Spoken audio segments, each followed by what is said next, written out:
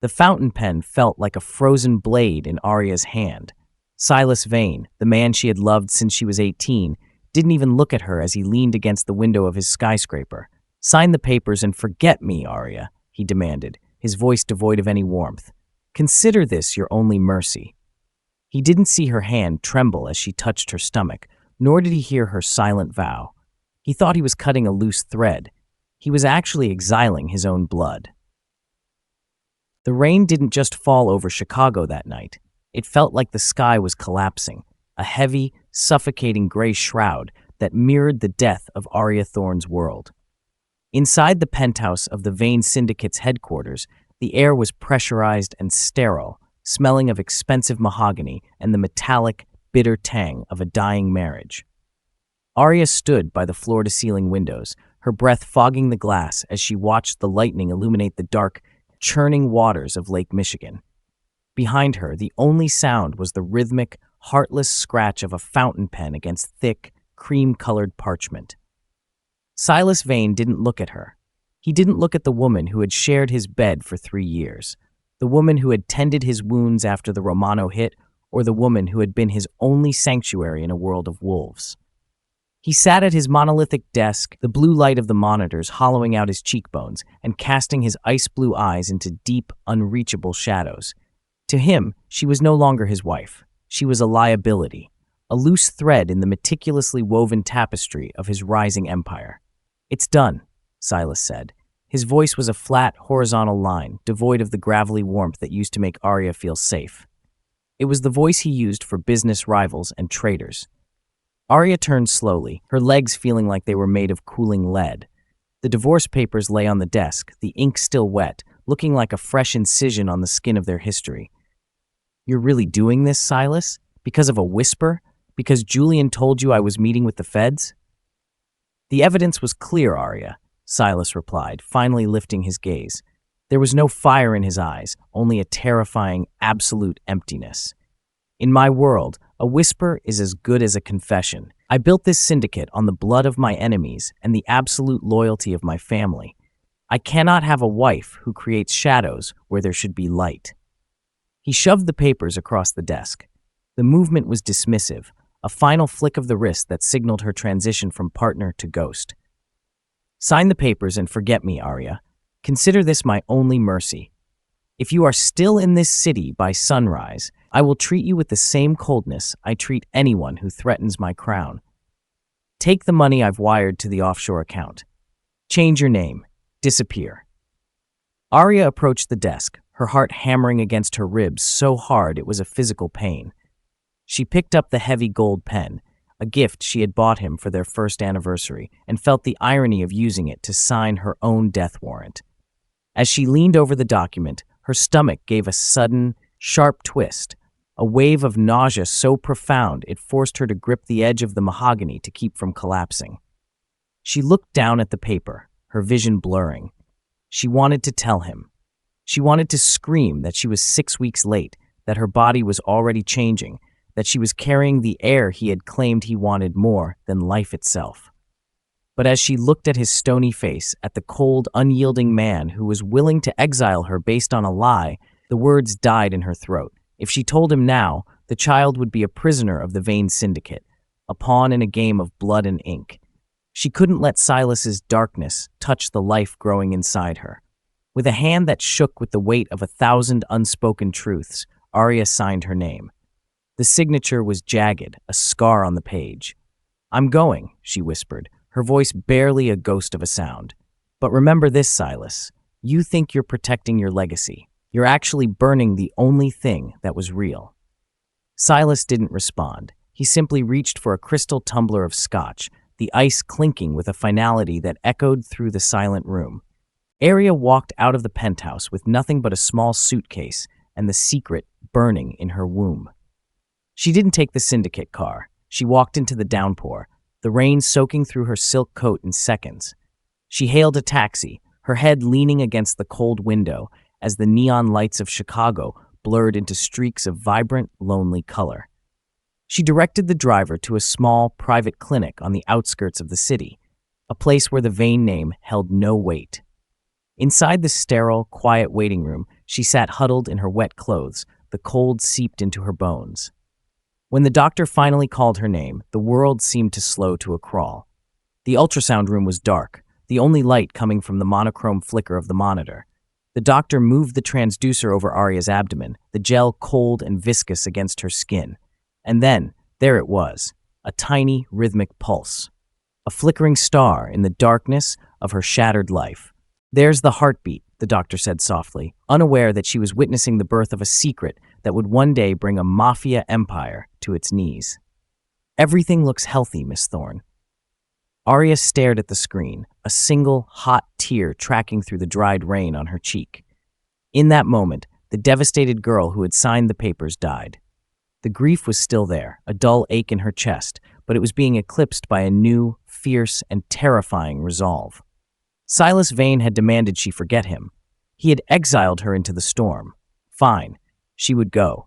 She would take his blood and his legacy into the shadows, and she would raise a lion in the tall grass. She left the clinic as the first gray fingers of dawn began to touch the skyline. She didn't look back at the Vane Tower. She went straight to O'Hare, her hand instinctively resting over her stomach, a silent promise forming in her mind. Silas thought he had cut her out of his life like a cancer. He had no idea that she was taking the only piece of his soul that was still worth saving. As the plane lifted off, piercing through the heavy Chicago clouds into the brilliant, uncaring sunlight above, Aria Thorne watched the city shrink into a toy set. She was a ghost now, an invisible woman with a child of shadows. But ghosts have a way of returning, and as she closed her eyes, she could already hear the clicking of her heels on the marble floor of Silas's penthouse, years from now, when the architect would finally come to collect the debt he never knew he owed. London did not welcome Aria Thorne. It consumed her. The city was a labyrinth of gray stone and relentless mist, a place where a woman could lose herself in the crowds of Waterloo or the shadows of the East End. For the first 6 months, Aria lived in a cramped, drafty flat in Southwark, the walls thin enough to hear the heartbeat of the city, and the floorboards cold enough to keep her awake through the long, lonely nights. Her body was heavy with a pregnancy she had to hide, her bank accounts were frozen by her own choice to remain a ghost, and her heart was a charred ruin. But every time she felt the flutter of life beneath her ribs, the devastating memory of Silas Vane pushing those divorce papers across the desk transformed from a wound into a whetstone. She knew that to survive the Vane Syndicate, she couldn't just be Aria Thorne anymore. She had to become something the underworld feared more than a bullet. She had to become information. She spent her days in the back corners of public libraries and her nights staring at a secondhand laptop, diving into the deep web. She began with the basics of coding. Her mind, once occupied by the logistics of Silas's social calendar, now hungry for the cold, logical beauty of C++ and Python. She found that the digital world was much like the Mafia. It was built on hidden doors, secret handshakes, and the brutal exploitation of vulnerability. By the time Leo was born in a quiet, understaffed NHS ward, Aria was no longer the girl who flinched at the sound of a raised voice. She was the woman who could bypass a firewall in her sleep. Leo arrived with a shock of dark hair and eyes that were a piercing, unmistakable gray, the exact shade of the Chicago sky on the night Silas had exiled them. Looking at her son was a daily exercise in discipline. He was the living image of the man who had demanded she forget him, a constant, breathing reminder of the betrayal. But as she held Leo in the dim light of their small apartment, Aria didn't see a tragedy. She saw a catalyst. As Leo grew from a quiet infant into a watchful toddler, Aria's transformation accelerated. She sought out the masters of the London Underground, not the thugs with bruised knuckles, but the data brokers of Canary Wharf and the signal ghosts of Shoreditch. She traded her beauty for knowledge, her silence for access. She learned the art of social engineering, discovering how a well-placed whisper or a forged credential could open doors that heavy artillery couldn't dent. She studied the global financial markets, tracking the flow of laundered money until she could see the invisible threads connecting a cartel in Mexico to a shell company in the Caymans. She took on the moniker The Architect. It started with small jobs, recovering lost crypto wallets for Russian oligarchs or scrubbing the digital footprints of disgraced politicians. She moved with a spectral efficiency, leaving no trace of her presence. No IP address that could be traced back to the flat where her son played with wooden blocks on the rug. She became a legend in the dark corners of the internet, a phantom who could build a digital fortress or tear one down with a single line of code. But her true education was in the art of the long game. She kept a digital folder hidden behind 5 layers of encryption, labeled simply V. Inside was everything she could find on the Vane Syndicate. She watched Silas from across the Atlantic, her heart hardening into a diamond as she saw him grow more ruthless, more isolated. She saw Julian Vane's influence expand like a rot, and she realized with a cold, predatory satisfaction that Silas was blind to the snake in his own garden. She spent years mapping the syndicate's financial architecture, finding the load-bearing walls and the hidden cracks in their offshore holdings. She wasn't just watching Silas, she was preparing to dismantle his world so that she could be the one to put it back together. Her appearance changed to match her new reality. The soft, floral dresses of her Chicago life were replaced by a wardrobe of sharp, structural charcoal and obsidian. Her hair was no longer a soft frame for her face. It was a dark, polished shield. She trained her voice to lose its tremor, replacing it with a calm, lethal cadence that commanded respect without ever needing to rise in volume. She learned to use her beauty as a distraction, a way to make men underestimate the mind that was currently calculating the exact pressure point required to break them. Leo was 3 when Aria realized the transformation was complete. They were sitting in a small park in Greenwich, the sun struggling to pierce through the London fog. Leo was staring at a pigeon with an intensity that made Aria's breath catch. He had his father's habit of tilting his head when he was analyzing something, a gesture of absolute focused stillness. "Mama," Leo whispered, pointing at the bird. "It's waiting for the bread. It knows the man will drop it." "How do you know that, Leo?" Aria asked, her heart aching with the familiarity of his logic.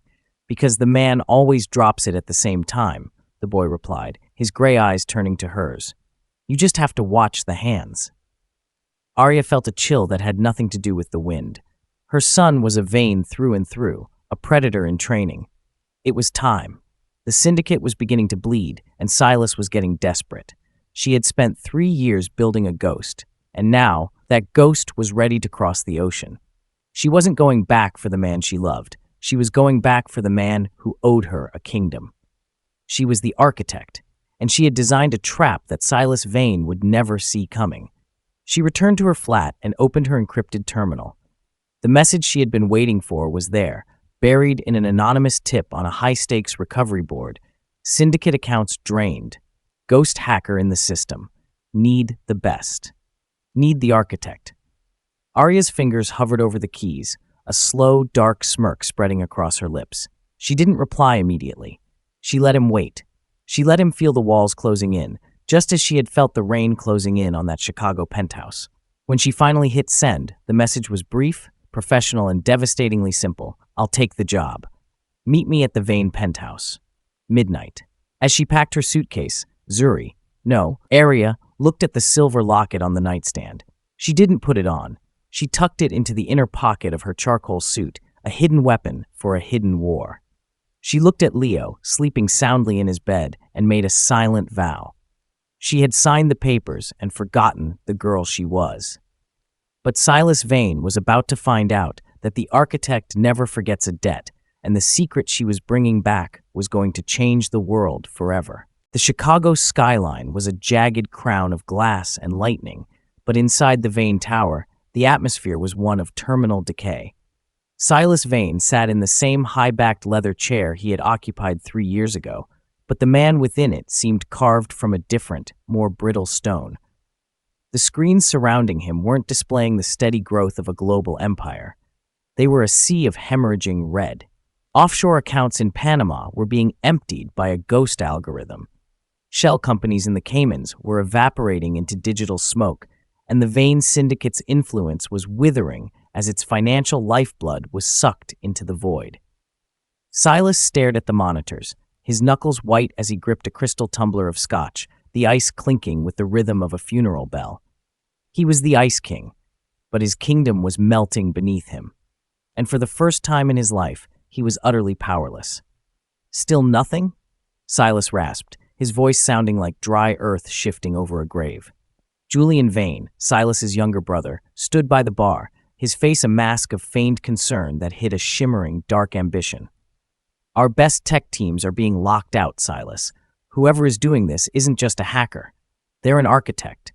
They've mapped our entire internal structure. They know our back doors better than we do. The board is panicking. The Romano family is already moving on our Southside docks. If we don't stop the bleed by sunrise, the Vane name won't be worth the paper it's printed on." Silas slammed the glass onto the mahogany desk, the amber liquid splashing like a desperate prayer. "I don't want excuses, Julian. I want the architect. You said this fixer was the best in the world. You said they could find a needle in a digital haystack." "They're coming," Julian replied, glancing at the elevator. "But they don't work cheap, Silas, and they don't work for people they don't respect. The architect is a phantom. They've never been seen, never been caught. If they can't save us, no one can." The elevator dings. The sound was small, sharp, and final, cutting through the low hum of the servers like a gunshot. Silas stood up, his predatory instincts flaring, his hand instinctively moving toward the weapon tucked beneath his tailored jacket. He expected a man in a tactical hoodie, a tech mercenary with wires and hardware. He expected a stranger. The doors slid open with a hiss of pressurized air. Out stepped a woman who seemed to have been sculpted from the very shadows of the city. She was draped in a floor-length coat of charcoal silk that moved like liquid smoke around her ankles. Her hair was a dark, polished river, and her eyes, sharp as flint and cold as a winter sea, locked onto Silas's with a terrifying, absolute stillness. She didn't flinch at the sight of the guards. She didn't look at the opulence of the room. She walked forward with the clicking of her stilettos, sounding like the slow, deliberate countdown of a bomb. Silas Vane's heart stopped. The Scotch glass he was holding didn't just slip. It shattered against the mahogany, the shards flying like diamonds in the sterile light. He felt the air leave his lungs, replaced by a cold, suffocating vacuum. The woman before him was a ghost. She was the girl he had broken. She was the soft, devoted wife he had pushed into a rainstorm with a stack of divorce papers and a command to be forgotten. Aria? The name left his lips as a broken whisper, a sound of profound, shattering disbelief. Aria Thorne didn't smile. She didn't show a flicker of the devastation she had felt 3 years ago. She stopped 5 feet from his desk, her posture as straight and unbreakable as a bayonet. The softness Silas remembered was gone, replaced by a structural, lethal elegance. She looked at the red screens, then at the man who had exiled her, and for a heartbeat, the only thing audible in the room was the sound of Silas's own frantic breathing. "You look like you've seen a phantom, Silas," Aria said. Her voice was no longer the melodic, submissive tone of a wife. It was a calm, low-frequency vibration that commanded the space around it. It was the voice of the architect. But then again, you always were better at creating ghosts than keeping them. Julian stepped forward, his eyes wide with a mix of shock and a sudden, sharp-edged fear. "Aria? What? How? You're the architect. That's impossible." Aria turned her gaze toward Julian, and the coldness in her eyes made the younger Vane recoil as if he'd been struck. "Information is never impossible, Julian. It's just expensive. And right now, your brother's empire is the most expensive fire in the world." She turned back to Silas, her gaze hollowing out his pride. "I received your request on the recovery board. You're losing $4 million every 10 minutes. The Romano family is 30 minutes away from a full-scale invasion of your territory. You're drowning, Silas, and I'm the only one who knows how to build a boat." Silas moved around the desk, his movements heavy and uncoordinated. He wanted to reach out, to touch the silk of her sleeve to ensure she wasn't a hallucination born of his own desperation. "Why?" he rasped. "After what I did, after the way I sent you away, why would you come back?" Aria took a step closer, the scent of her new life, something crisp, metallic, and expensive, filling his senses, erasing the memory of the floral perfume she used to wear. She leaned in, her face inches from his, her voice dropping to a terrifying, intimate rasp. Because I don't work for free, Silas, and I don't work for love. I work for power. She straightened her back, her eyes reflecting the red light of the failing monitors. You told me to sign the papers and forget you. I did exactly that. I forgot the girl who loved you. I replaced her with the woman who can dismantle you. I'm not here to save you, Silas. I'm here to save the Vane legacy, because unlike you, I know exactly what it's actually worth. She walked past him toward the main terminal, her fingers already dancing over the keys before she even sat down. The servers seemed to purr under her touch, the frantic red screen suddenly freezing as she began to build a digital perimeter that Silas's entire tech team hadn't been able to conceive. I'll fix the breach, Aria said, not looking back. I'll find the accounts and I'll put the Romanos back in their cage. But let's be very clear about the terms. I am the architect of this house now. You will give me full access to every server, every shell company, and every secret you've ever buried. If you lie to me, if you doubt me, or if you even think about mentioning the past, I will finish what this hacker started, and I will watch you burn from the best seat in the city. Silas watched her, his chest heaving, a strange, dark admiration beginning to bloom through the cracks of his shock. He had demanded she disappear. He had sent her into the storm to die. But Aria Thorne hadn't died. She had been reborn in the lightning, and as she worked, he realized with a jolt of primal terror and desire that the woman he had discarded was now the only one powerful enough to keep him on his throne. The ghost was back, and she had brought the architect with her. The digital hum of the penthouse felt like a living creature, a predatory beast that Aria Thorne now held by the throat. While the servers glowed with a frantic, rhythmic pulse, Aria sat at the center of the chaos, her fingers moving with a surgical grace that made the Syndicate's top tech leads look like children playing with blocks. Silas Vane stood behind her, a silent, brooding shadow. He was a man who had built his empire on the absolute control of others. Yet as he watched Aria navigate the labyrinthine corridors of his own encrypted data, he felt the terrifying shift of the gravitational pull in the room. She was no longer a guest. She was the axis around which his world now turned. The hemorrhage is contained, Aria said, her voice cutting through the electronic drone like a cold blade. She didn't turn to look at him. Her eyes remained fixed on a waterfall of green code that was beginning to overwrite the catastrophic red. The ghost hacker's algorithm was elegant, Silas. It was designed to exploit the specific arrogance of your security protocols, the belief that no one would dare strike at the heart of the Vane network. I've isolated the breach and rerouted the remaining funds to a neutral vault. For now, you are no longer bleeding out. Silas let out a breath he felt he had been holding for 3 years. He stepped closer, the scent of her expensive, cool perfume hitting him like a physical blow. Then find them, Aria. Find whoever did this and bring me their heads on a digital platter. I want to know who had the audacity to think they could take from me. Aria paused, her hands hovering over the keyboard. She turned the ergonomic chair slowly, her gaze meeting his with a chilling, clinical detachment. You speak as if this is still a favor between a husband and a wife, Silas. You're mistaken. The Ice King is currently a beggar at my gates, and beggars do not dictate the terms of the hunt. We haven't discussed my fee. Silas's jaw tightened, the muscle jumping in his cheek.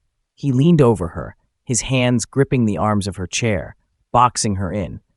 It was a classic move of intimidation, a way to remind her of his physical dominance.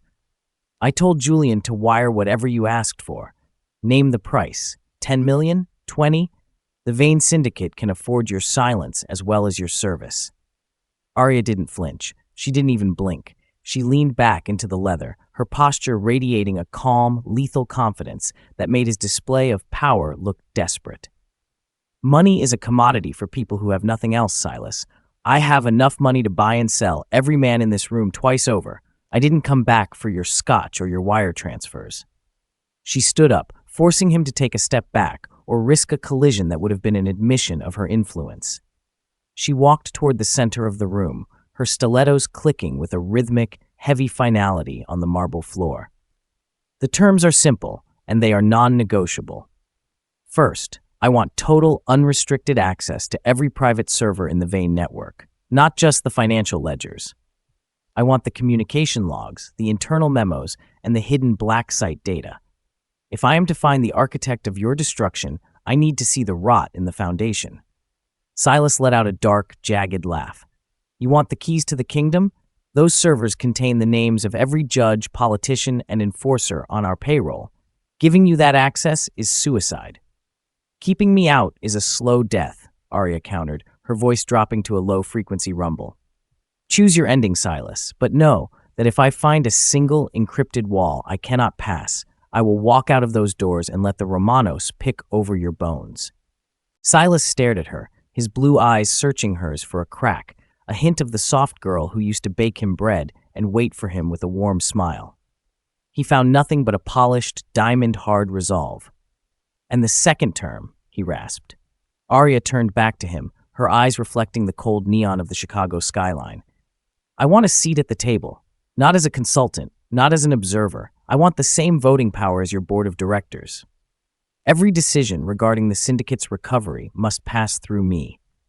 You called me a distraction 3 years ago, Silas. You told me I was a liability. Now, you're going to find out what it's like to have a partner who is smarter than you." The silence in the room became a vacuum. Julian Vane, who had been lingering by the bar, stepped forward, his face flushed with a sudden, panicked anger. "Silas, you can't be serious. You're giving her the crown. She's a ghost. For all we know, she's the one who started this fire just to walk back in as the hero." Aria didn't even look at Julian. She kept her gaze fixed on Silas, watching the internal war play out on his face. She knew him. She knew the pride that was currently screaming at him to refuse, and she knew the cold, calculating survival instinct that was telling him he had no other choice. "Sign the papers, Silas," Aria said, the irony of the words hanging in the air like a ghost. "Only this time, the papers won't be a divorce. They'll be a deed. You demanded I forget you. I did. I forgot the woman who was afraid of your shadow. Now you have to decide if you can survive the woman who has outgrown it." Silas walked back to his desk, his movements heavy and deliberate. He picked up the fountain pen, the same gold pen Aria had gifted him, and looked at the blank legal pad. He knew he was signing away his absolute rule. He knew he was inviting a wolf into the sheepfold. But as he looked at Aria, standing in the center of his crumbling empire with the poise of an empress, he felt a strange, dark thrill. He had spent 3 years in a world of sycophants and terrified underlings. He had forgotten what it felt like to be challenged by an equal. He wrote the authorization codes on the pad, his handwriting a jagged, violent scrawl. He ripped the page off and held it out. "You have your access area, and you have your seat, but don't think for a second that this makes us allies. The moment the Romanos are gone and the accounts are secure, we will revisit these terms." Aria walked over and took the paper from his hand, her fingers brushing his for a split second. The static between them was a physical shock, a reminder of the fire that used to burn between them, now repurposed into a cold, clinical war. "We will revisit nothing, Silas," she whispered, her eyes burning with a secret he was years away from understanding. "I am the debt you never paid, and I am here to collect every cent." She returned to the terminal, the authorization codes unlocking the final, darkest layers of the Vane network. As the data began to pour onto the screens, Aria felt a surge of cold, predatory triumph. She had the access. She had the power. And most importantly, she had the position she needed to ensure that Silas Vane would never be able to exile her again, because the secret she held was now protected by the very empire he had just given her the keys to. The penthouse was a tomb of glass and silence, illuminated only by the rhythmic, ghostly flicker of the monitors and the dying embers in the marble fireplace. Outside, the Chicago wind howled against the reinforced panes, a restless beast clawing at the fortress of the Vane Syndicate. It was 3 a.m, the hour of the wolf, when secrets felt heavy and the past grew teeth. Aria Thorne sat at the central terminal, her charcoal silk jacket discarded over a chair, her sleeves rolled up to reveal forearms that moved with a relentless, mechanical precision. Across the desk, Silas Vane sat in a pool of amber light, his tie loosened, a glass of neat scotch sweating on the mahogany. They had been working in this high-tension vacuum for 6 hours, and the air between them was thick with the ghost of a life they had both tried to bury. The data was a labyrinth. Every time Aria bypassed a firewall, another layer of encrypted traps appeared, designed with a malicious intimacy that suggested the traitor knew Silas's mind as well as she did. She felt Silas's gaze on her, a physical weight that made the fine hairs on her neck stand up. It wasn't the gaze of a boss or a rival. It was the hungry, confused stare of a man trying to find a woman he had murdered in the features of the goddess who had replaced her. "You've changed the way you think," Silas said, his voice a low-frequency rumble that vibrated through the silent room. "You used to look at the world through a lens of empathy, Aria. You used to find the best in everyone. Now, you look at a line of code like you're looking for a throat to cut." Aria didn't look up from the screen. "Empathy is a luxury for people who have never been discarded, Silas. I learned that the hard way. In the digital world, there is only logic and vulnerability. If you don't find the latter in your enemy, they will find it in you." Silas stood up and walked toward her, his footsteps heavy and deliberate. He stopped just behind her chair, so close she could feel the heat radiating from his body and the faint, bitter scent of his scotch. "I didn't discard you because I wanted to, Aria. I did it because the world was closing in. I thought I was saving you from the blast radius of my life." Aria's fingers froze over the keys. She turned the chair slowly, the blue light of the monitors casting her face into sharp, lethal planes. "You didn't save me. You erased me. You stood in this room and told me to forget you, as if 3 years of my life could be deleted like a corrupt file. You don't get to claim the moral high ground now because you're losing your money and your crown." Silas leaned down, his hands gripping the edges of her desk, boxing her into the glow of the screens. The proximity was a dangerous electricity, a familiar magnetism that defied the 3 years of ice they had built between them. For a heartbeat, the architect and the Ice King vanished, leaving only Silas and Aria in the wreckage of their own history. His eyes searched hers, desperate for a crack, a flinch, a sign that the soft-hearted girl was still alive beneath the charcoal silk. "I haven't slept a full night since the day you left," Silas whispered, his voice cracking with a raw, unexpected honesty. "I see your face in every shadow of this penthouse. I hear your voice in the silence of this city. You think you're the only one who was exiled? I stayed in the house we built, and it's been a prison ever since." He reached out, his hand hovering near her throat, not touching but close enough for her to feel the static. As he moved, his thumb caught on a silver chain peeking from beneath her collar. Before Aria could react, Silas hooked his finger into the link and pulled. Aria's heart hammered a frantic rhythm against her ribs. She reached up to stop him, but Silas was faster. He drew the heavy, tarnished silver locket out into the light. It was a simple piece, worn and scratched, the only thing she had kept from her grandmother. It was also the only thing Silas had ever seen her wear with absolute devotion. "You still have it," Silas murmured, a ghost of a smile touching his lips. It was a look of triumph, a belief that he had found the anchor to her heart. "After all your talk of ice and logic, you still wear the piece I told you reminded me of your soul." "Give it back, Silas," Aria said, her voice a low, warning hiss. "Why hide it?" Silas asked, his thumb tracing the intricate scrollwork on the cover. "If you hate me as much as you say, why keep a reminder of the man you were supposed to forget?" He pressed the small latch. Aria lunged forward, her hand clawing for the silver, but Silas pivoted away, his curiosity now a sharp, investigative edge. He snapped the locket open, expecting to see a photo of them on their wedding day, or perhaps a dried flower from their first anniversary. Instead, he froze. Inside the locket was a small, high-resolution photograph of a toddler. The boy had a shock of dark, unruly hair and eyes that were a piercing, unmistakable gray, the exact shade of the storm currently swirling outside the windows. The child was tilting his head, his expression one of focused, analytical stillness, a gesture that was a perfect miniature mirror of the man currently holding the locket. The silence in the room changed. It was no longer the silence of tension. It was the silence of a catastrophic revelation. Silas's hand began to tremble, the silver clicking against his fingernail. He looked at the photo, then at Aria, his eyes wide with a mix of shock, realization, and a sudden, soaring terror. "Who is this?" Silas asked. The words were barely a breath, a a sound of a man watching his entire reality dissolve. Aria stood up, her face a mask of cold, defensive iron. She snatched the locket from his hand, snapping it shut with a sound that echoed like a gunshot. She tucked it back beneath her shirt, her hand resting over it as if shielding a wound.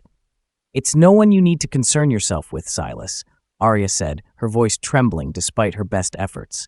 "It's a life that exists outside of your syndicate, outside of your rules, and outside of your mercy."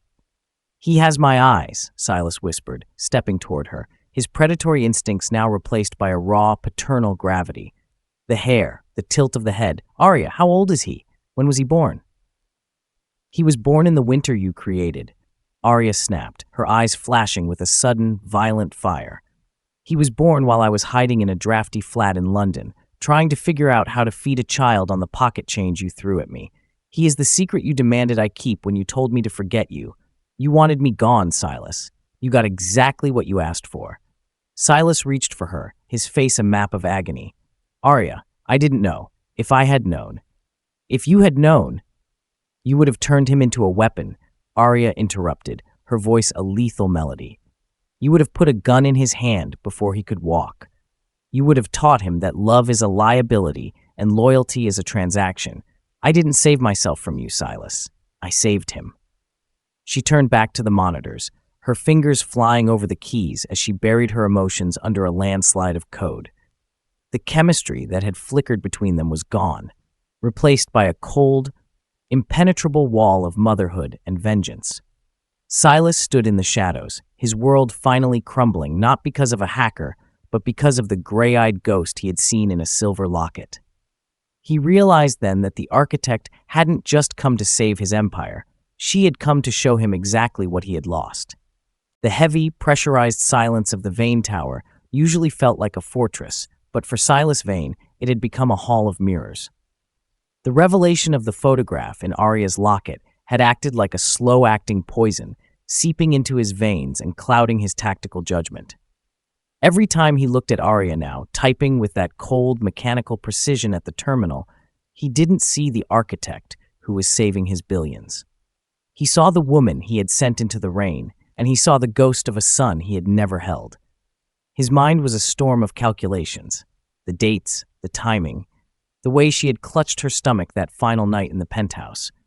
The math was indisputable, but the emotional reality was a chasm he wasn't sure he could cross. Aria had left the main terminal for a brief moment, summoned by Julian to verify a physical server breach in the sublevels. She had left her briefcase, a structured, obsidian leather piece that looked as armored as she did, resting on the side table near the window. It was a lapse in her usually perfect discipline, a sign that even the architect was fraying under the weight of their shared history. Silas stood by the window, his reflection ghostly against the backdrop of the Chicago skyline, his hand trembling as he reached for the latch. He knew he was violating the very terms she had set, but the hunger for the truth was a primal scream he could no longer silence. The briefcase clicked open with a soft, expensive sigh of leather. Inside, there were no floral perfumes or sentimental tokens of the past. It was a mobile war room, an encrypted tablet, a satellite phone, and folders of financial data that could topple governments. But tucked into a side pocket, partially hidden behind a stack of security clearances, was a piece of crinkled, low-grade paper. It was out of place in this world of high-gloss power, its texture rough and its edges slightly torn. Silas pulled it out, his breath hitching in his throat. It was a child's drawing. The lines were bold and unsteady, the work of a hand still mastering the art of the world. It depicted a tall man standing in front of a giant building that looked suspiciously like the Vane Tower.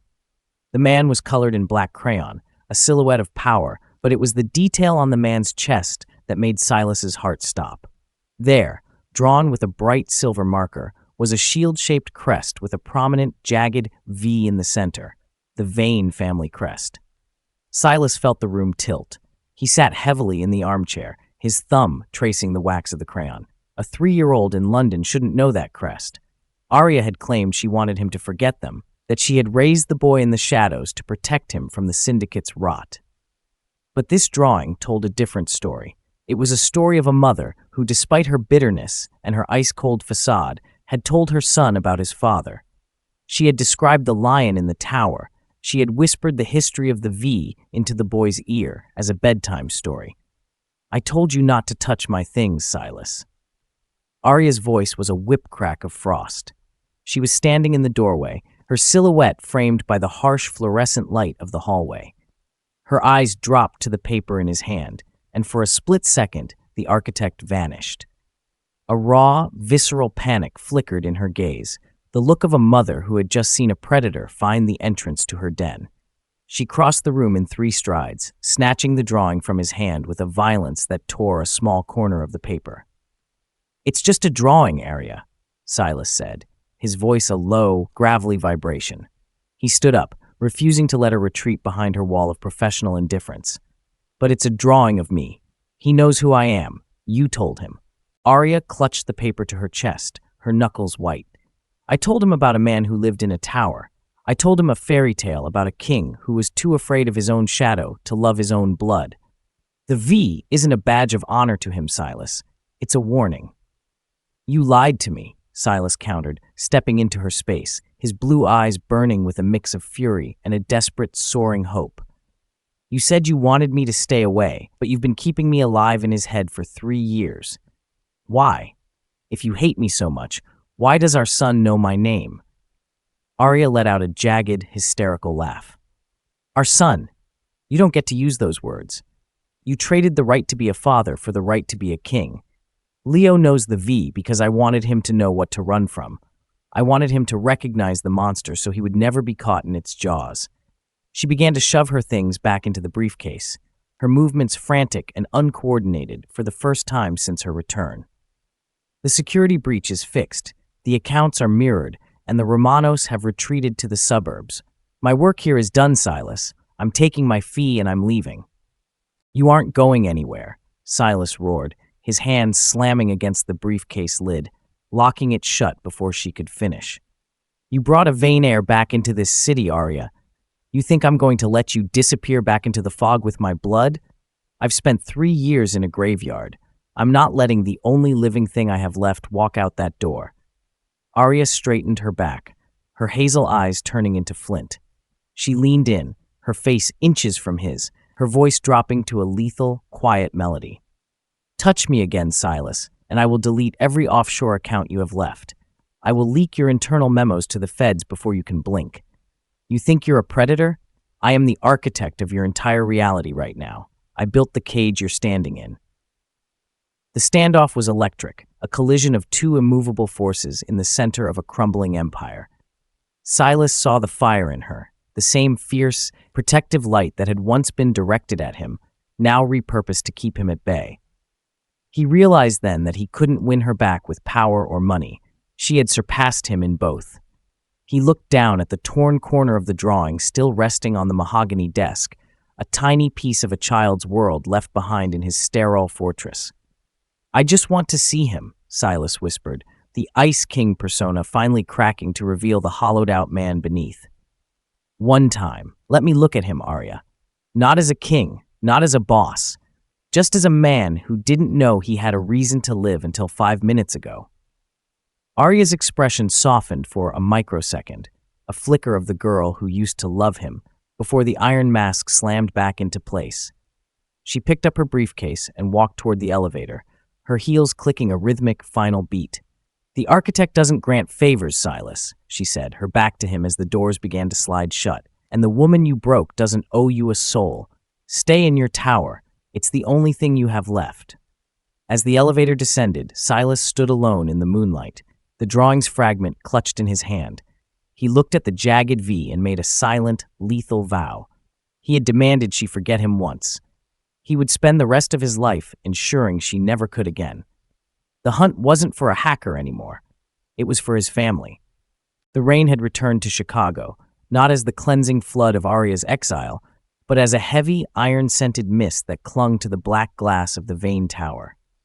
Aria moved through the lobby with a frantic, rhythmic grace, her charcoal silk coat billowing behind her like a battle flag. She didn't look back to see Silas following her. She didn't need to. She could feel his presence like a tidal pull, a dark gravity that had governed her life for nearly a decade, and was now threatening to pull her back into the abyss. Silas was no longer the brooding king on the mahogany throne. He was a man possessed, his eyes burning with the realization that the son he had seen in a drawing was somewhere in this labyrinthine city. He ignored the protests of his security team and the frantic calls from Julian. His focus narrowed down to the woman in front of him. "Aria, stop!" Silas's voice echoed through the marble cavern of the foyer, a command that usually brought men to their knees, but Aria didn't even break her stride. She pushed through the revolving doors, the humid night air hitting her like a physical blow. "I told you to stay in your tower, Silas," Aria said, her voice a low, lethal melody as she signaled for her private car. "The contract is fulfilled. The accounts are mirrored. You have your billions back.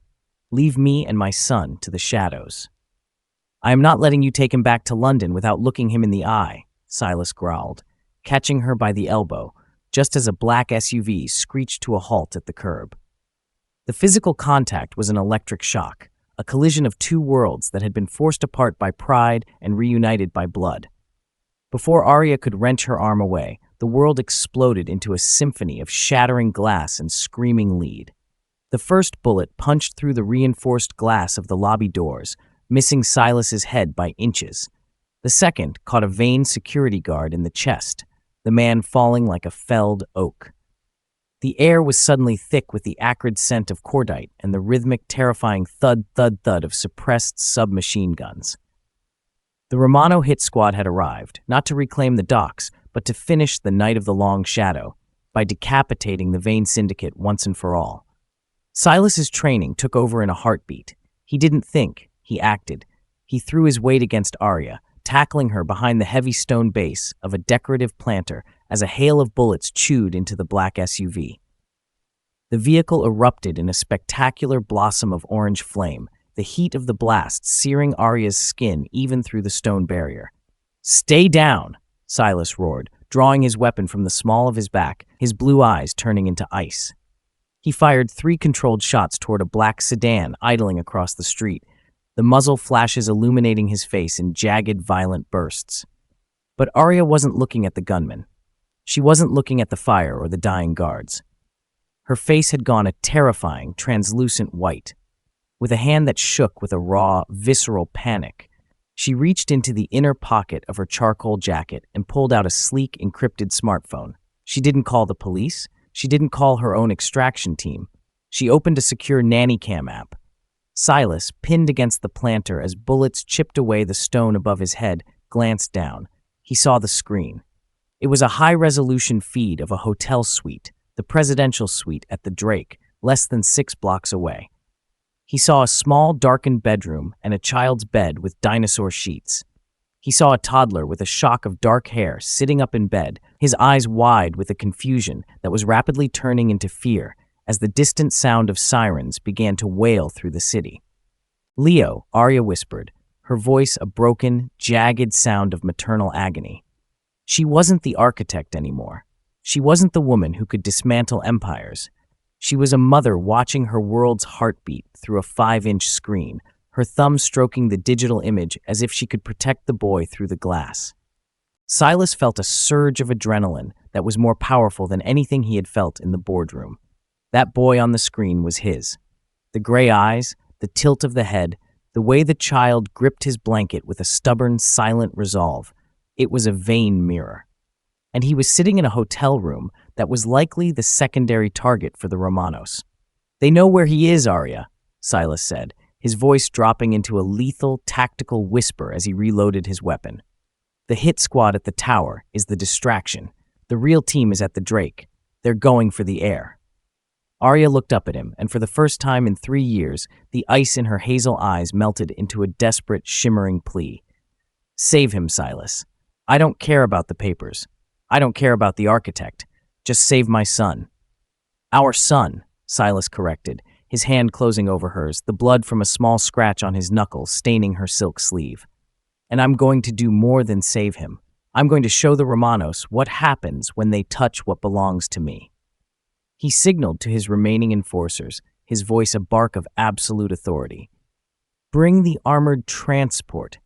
Clear a path. We're going to the Drake, and I want every man on the Romano payroll dead by sunrise. They moved through the lobby like a storm. Silas pushed Aria toward a secondary armored car that had just skidded onto the sidewalk, his body acting as a human shield as more bullets rained down from the rooftops. He shoved her into the back seat and dived in after her, the heavy door slamming shut with a sound of armored finality. As the car roared away from the curb, weaving through the rain-slicked traffic of Michigan Avenue, Aria remained hunched over the phone. The nanny cam showed a shadow moving across the hotel room door. Someone was in the hallway of the Drake. Someone was testing the lock. "They're there," Aria choked out, her fingers flying over the screen as she attempted to trigger the hotel's internal security locks remotely.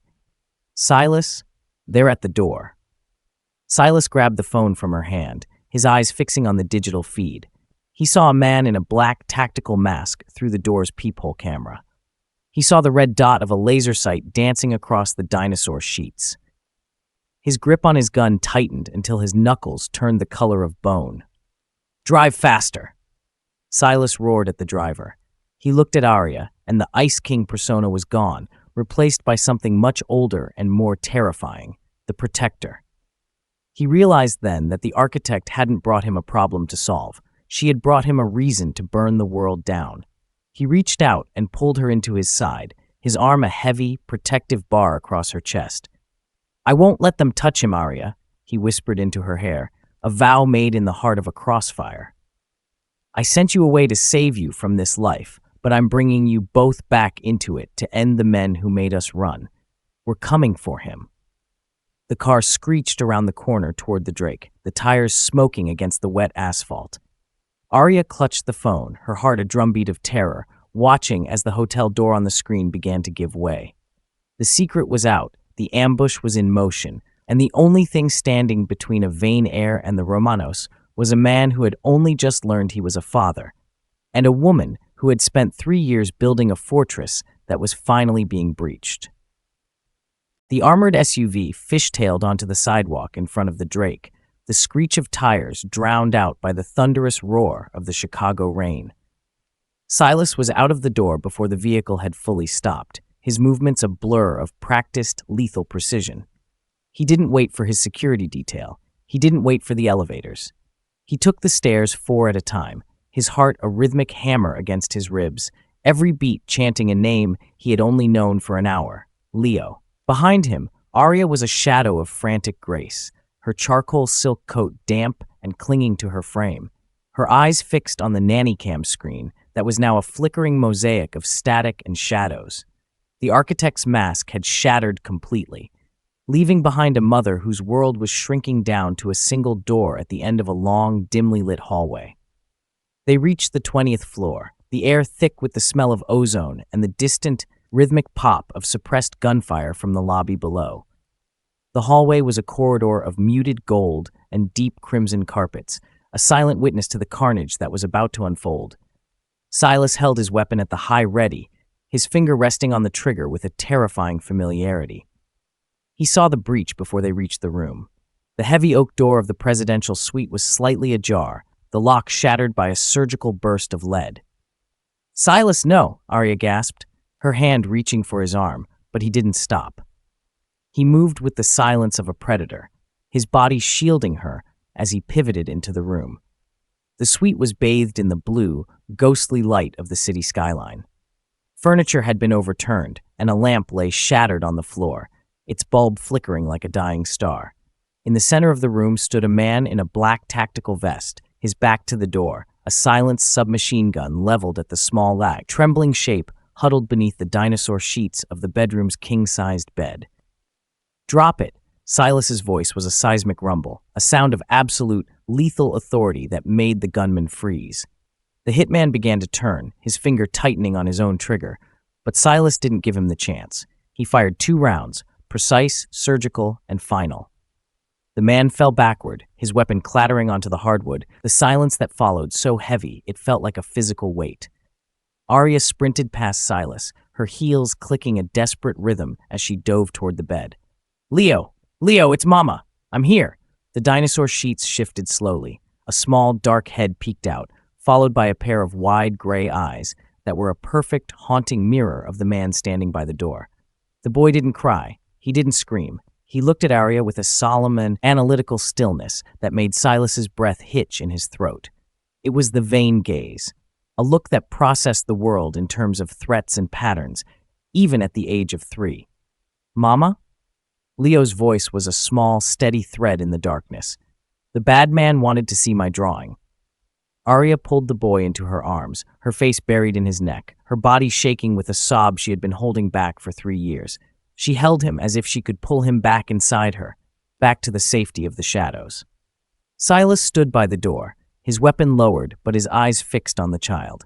He felt a sudden, violent shift in his reality, as if the last 3 years of his life had been a dream and he was only now waking up. This was his blood. This was the boy who had drawn a V on a piece of crinkled paper in a London flat. He walked forward, his footsteps heavy and hesitant. The Ice King who had sent Aria away to save his empire was gone, replaced by a man who realized that his empire was nothing but a pile of cold ash compared to the warmth of the boy in the dinosaur sheets. "Silas," Aria whispered, looking up, her eyes wet and fierce. "Don't." But Leo was already looking at him. The boy pulled back from his mother's embrace, his gray eyes searching Silas's face with a curiosity that wasn't tempered by fear. He saw the charcoal suit, the blood on the sleeve, and the silver crest on Silas's cufflinks. "You're the man from the tower," Leo said, his voice regaining its confidence. "The one with the big V." Silas knelt by the bed, his hand reaching out instinctively before he stopped himself, his fingers hovering inches from the boy's dark hair. He felt a lump in his throat that no amount of scotch could wash away. "I am Leo. I'm the man from the tower." "Did you come to help Mama?" Leo asked. "I came to take you both home," Silas replied, his voice a low, gravelly vow. He looked at Aria, and the apology he had never been able to voice was written in the lines of his face. He saw the woman he had broken, the woman who had become the architect to survive him, and the woman who had kept his legacy alive in the heart of a 3-year-old. The sound of sirens grew louder outside, the red and blue lights reflecting off the ceiling like a strobe. Silas's security team burst into the room, their tactical gear clanking as they secured the perimeter. Julian was among them, his face pale and his eyes darting toward the boy with a look of profound, shimmering terror. "Silas, the Romanos are retreating," Julian stammered, his voice thin. "We need to go. Now. The feds will be here in minutes." Silas stood up, his hand finally resting on Leo's head, the silkiness of the boy's hair a physical shock to his system. He didn't look at his brother. He didn't look at his enforcers. He looked at Aria, who was now standing, her arm around Leo, her chin tilted up in a gesture of defiance that made him want to fall to his knees. "We go to the estate," Silas commanded, his voice regaining its absolute edge. "Not the tower, the estate in the valley. I want a full medical team on standby and a perimeter that a ghost couldn't pass. And Julian?" His brother flinched. "Yes, Silas?" "If a single detail of what happened in this room leaves this circle," Silas whispered, leaning in until his cold blue eyes were inches from Julian's, "I will ensure that you are the first thing the Romanos find when they look for someone to blame." He turned back to Aria and Leo. He reached out and scooped the boy into his arms, the child's weight feeling like the only real thing he had ever held. Leo wrapped his small arms around Silas's neck, a gesture of absolute, unearned trust that shattered the last of the Ice King's defenses. Aria walked beside them, her hand resting on Silas's arm, a silent alliance formed in the heart of a war zone.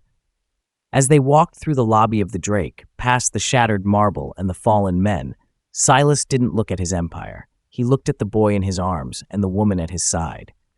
He had demanded she sign the papers and forget him. He had exiled his own heart. But as the armored car sped away from the hotel, disappearing into the Chicago mist, Silas Vane knew that the papers were meaningless. The secret was out, the heir was home, and the architect had finally designed a world where the Vanes didn't have to run. The Vane estate in the Hudson Valley was a fortress of silent stone and ancient oaks, a sanctuary designed to keep the world's madness at bay.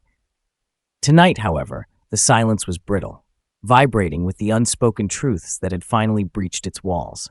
Silas Vane stood by the cold hearth of the Grand Library, his gaze fixed on the sofa where Leo had finally succumbed to exhaustion. The boy was asleep, his small frame curled into Aria's side, his dark lashes casting long shadows on cheeks that still bore the faint salt tracks of the night's terror. Aria sat as still as a statue carved from obsidian, her hand resting protectively on the boy's back, her hazel eyes never leaving the doorway where Julian Vane paced like a caged animal. Silas didn't look at his brother. He couldn't. Not yet. His focus was entirely on the boy. In the soft, amber glow of the library's lamps, the child's features were even more devastatingly familiar. But it wasn't just the tilt of the head or the stubborn set of the jaw that had Silas's heart in a vice. It was the eyes. Earlier, in the harsh, flickering light of the hotel, he had seen their color, but here, in the clarity of safety, the truth was undeniable.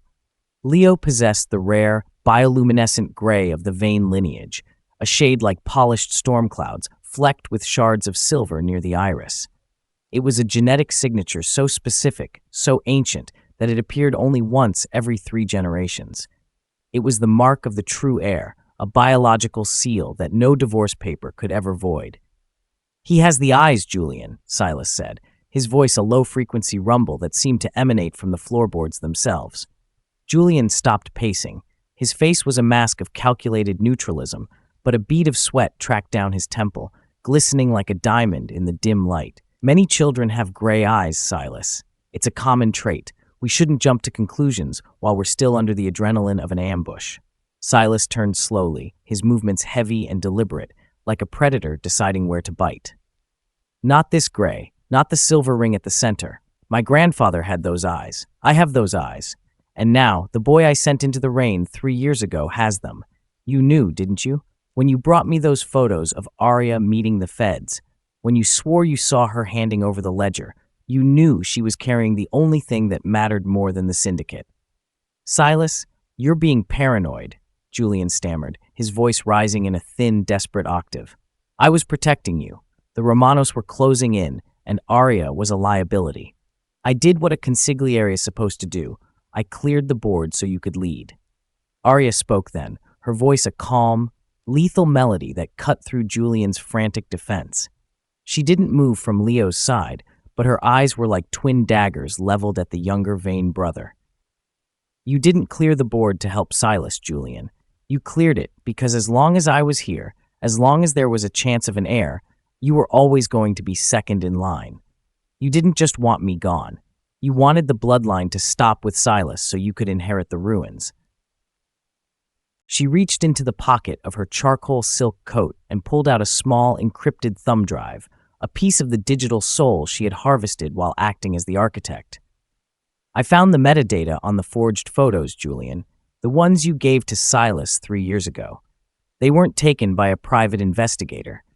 They were created on your personal server using a deep fake algorithm that was still in beta at the time. You didn't catch me betraying the family. You manufactured the betrayal because you knew I was pregnant before I did. Your scouts in the clinic reported back to you, and you realized your window of opportunity was closing." The silence that followed was a vacuum, sucking the oxygen out of the room. Silas stepped toward his brother, the distance between them shrinking with a terrifying, inevitable finality. He saw the truth in Julian's eyes, not the silver gray of a Vane, but the murky, desperate brown of a man who had spent his life in the shadow of a giant and had finally tried to cut the giant down to size. "Is it true?" Silas whispered. The words weren't a question. They were a sentence. Julian's facade finally crumbled. The polished, supportive brother vanished, replaced by a creature of pure, unfiltered resentment. He backed away until he hit the mahogany bookshelves, his hands clawing at the leather-bound volumes. "And what if it is? Look at you, Silas. You were soft. You spent your nights talking about legacy and future, while the streets were screaming for a leader with iron in his blood. Aria was making you weak. She was a distraction you couldn't afford. I saved the syndicate from a man who was becoming a ghost." "You didn't save anything," Silas growled, his hand catching Julian by the throat, lifting him until the younger man's toes barely brushed the carpet. The physical power Silas had suppressed for years erupted in a single focused burst of violence. "You stole 3 years of my son's life. You made me look the woman I loved in the eye and call her a traitor.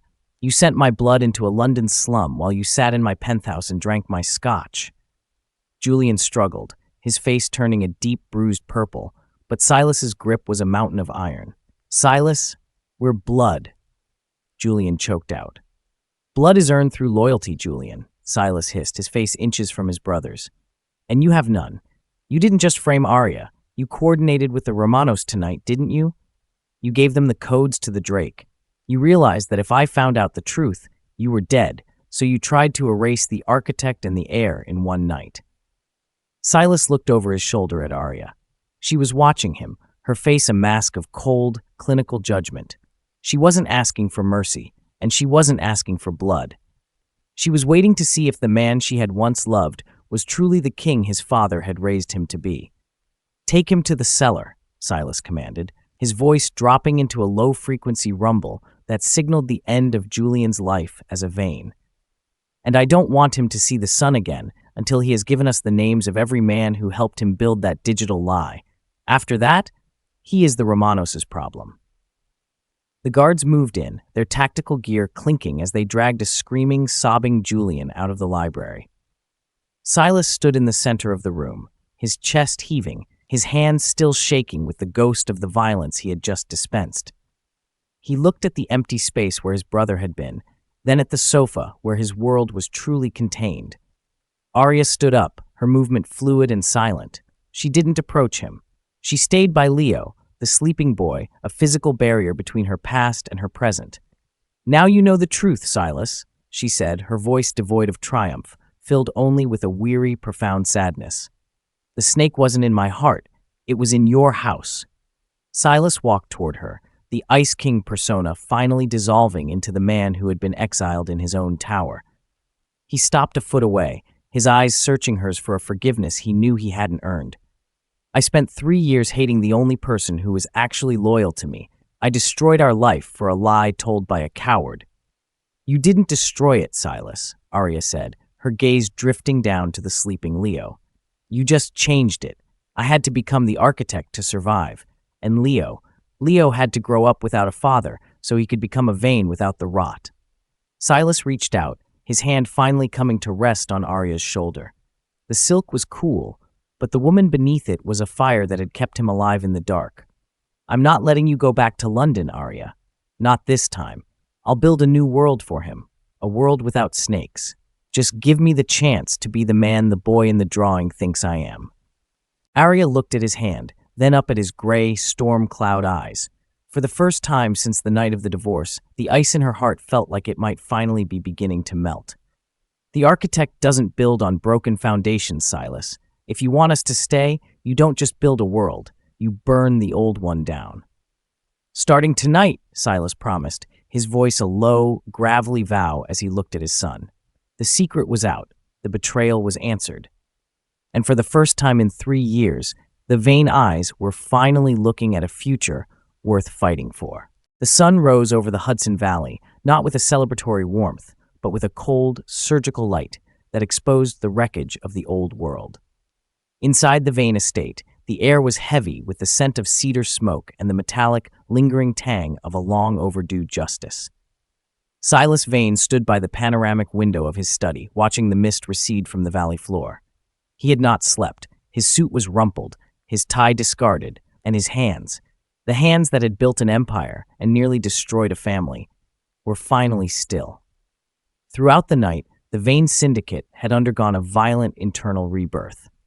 Led by the precise intelligence Aria had harvested as the architect, Silas's loyalists had moved like a reaper's blade through the city, neutralizing every cell that had been tainted by Julian's greed and the Romano's infiltration. The traitors had been excised with the same cold efficiency Silas had once used to exile his wife, but this time the purpose was not preservation of a crown, it was the protection of a cradle. Aria entered the room with the silent grace of a ghost who had finally reclaimed her flesh. She was no longer wearing the charcoal silk of her professional mask. She had changed into a soft and obsidian knit that made her look less like a digital phantom and more like the woman Silas had almost forgotten how to love. She stopped at the edge of the mahogany desk, her hazel eyes scanning the documents laid out there. She didn't look at the monitors, which were finally free of the hemorrhaging red of the cyber attack. She looked at Silas, her gaze a mixture of weary respect and a lingering defensive caution. "It's done," Silas said, his voice a low, gravelly vibration that resonated in the quiet room. "The Romano hit squads have been pushed back across the state line. Julian's lieutenants have been retired. The mole in the tech department has given up the final encryption keys. The Vane Syndicate is secure, Aria. Truly secure for the first time in a decade."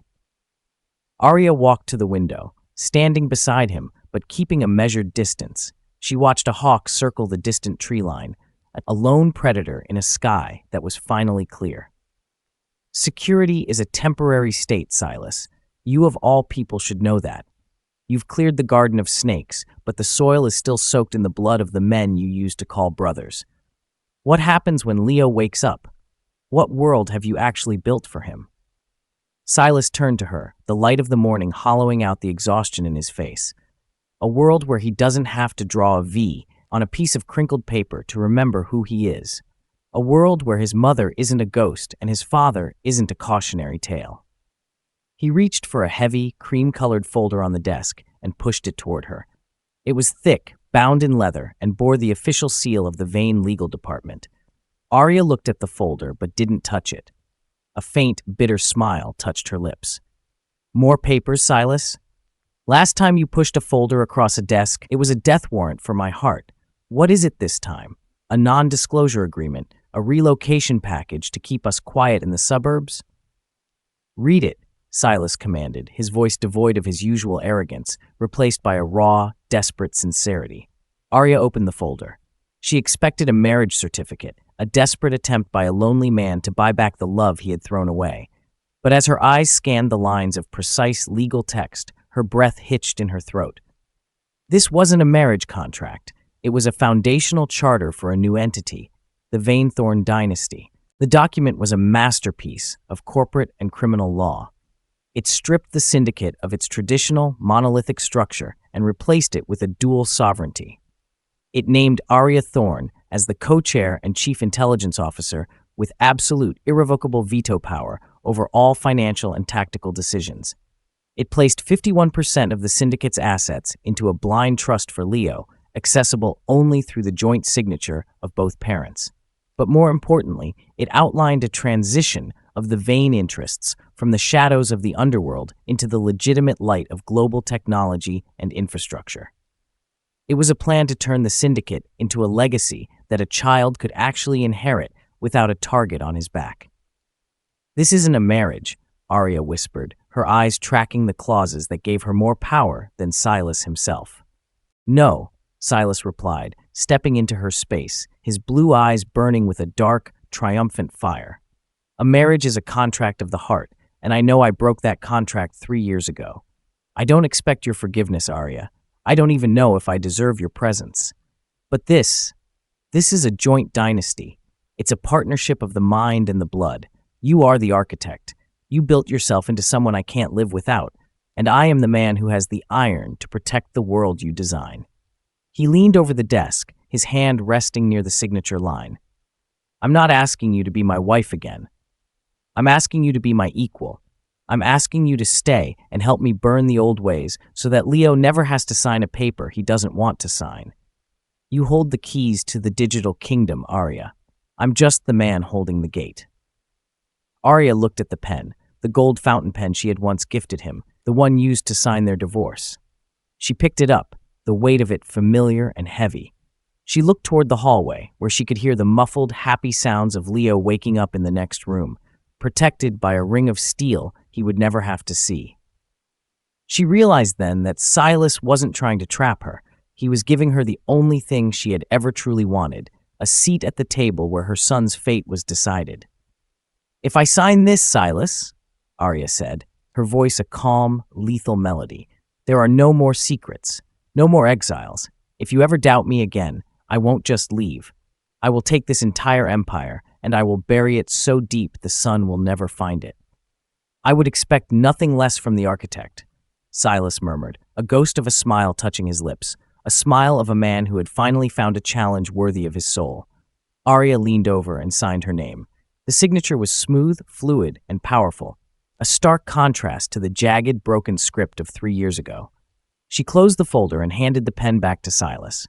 For a moment, their fingers brushed, and the electricity that had once defined their passion flared again, repurposed into a cold, unbreakable alliance. "The board is meeting at noon," Silas said, his voice regaining its absolute, kingly edge. "They're expecting a briefing on the Romano retreat.